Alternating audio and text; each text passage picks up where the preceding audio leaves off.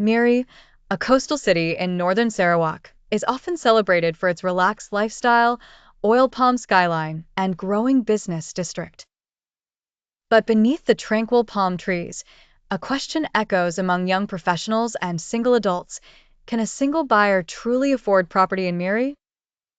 The picture opens with Marcus, a 28-year-old IT technician, making his way through the bustling weekday market near Pelita Commercial Center.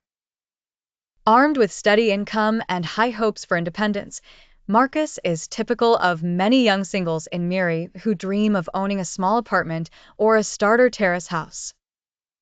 The dream, however, is not without its hurdles. Property prices in Miri are generally lower compared to Kuching and Kota Kinabalu but have seen a gradual increase over the past decade.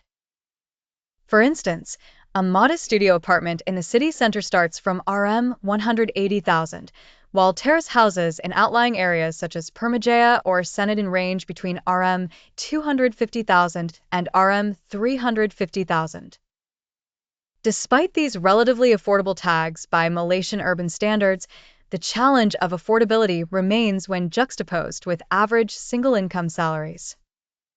Consider Marcus' monthly take-home pay of around RM3,000, slightly above Miri's median.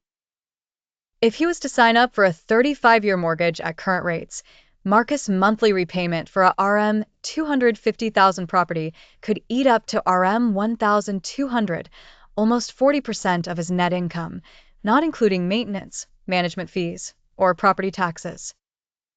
At the workplace, his colleague Lynn, 32, faces a similar dilemma. Her parents urge her to invest in property while prices are still low, but saving enough for a down payment, typically around 10% of the purchase price, is an uphill battle as daily expenses consume much of her salary. She wonders if renting remains the more practical option. Walking through Marina Park City's new developments, Marcus is greeted by banners promoting government schemes like PR1MA and My First Home.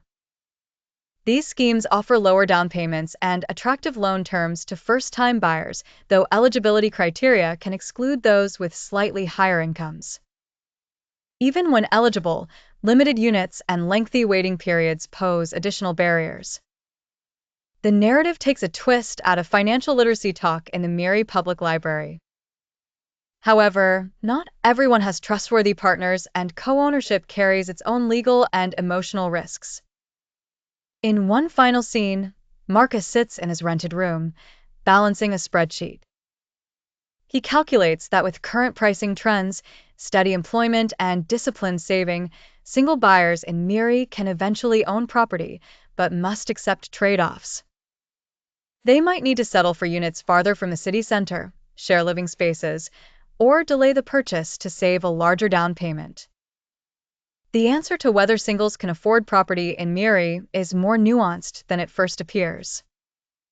While lower property prices offer hope, the balance between salary, living costs, and long-term financial stability requires careful strategy and sacrifice.